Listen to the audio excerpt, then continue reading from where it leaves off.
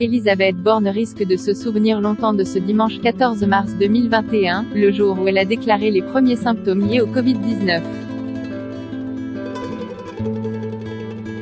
À ce moment-là, la ministre du Travail n'imaginait pas qu'elle allait être hospitalisée, quelques jours après avoir été testée positive.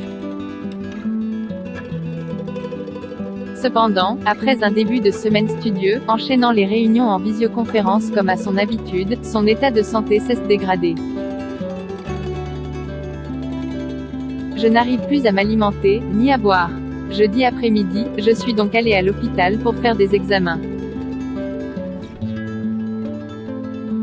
Là, les médecins ont décidé de me garder sous surveillance, a-t-elle confié au journaliste du Parisien, jeudi 25 mars, qu'elle reçoit dans son bureau. La ministre est donc restée hospitalisée quelques jours. Une expérience particulièrement traumatisante selon ses propos. C'était angoissant. Vous avez l'impression que tout votre corps se détraque. J'ai eu une partie des poumons affectés mais aussi des problèmes hépatiques. Mes résultats d'analyse étaient inhabituels, avec des taux qui débloquent, raconte-t-elle.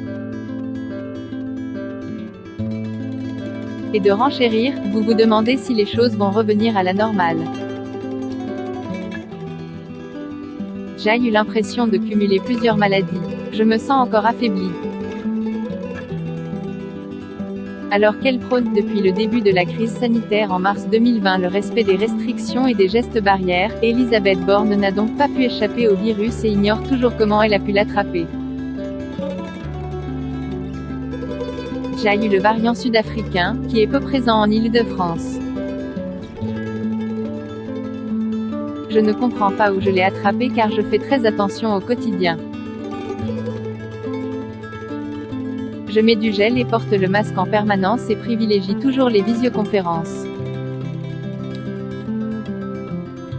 Bien qu'elle soit aujourd'hui sortie de l'hôpital, la ministre ne se sent pas totalement remise. Je me sens encore affaiblie, ma capacité respiratoire doit encore se rétablir complètement. Pourtant je suis quelqu'un de sportif et je mène une vie saine.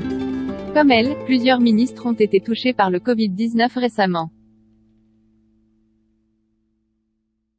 C'est le cas notamment de la ministre de la Culture, Roselyne Bachelot.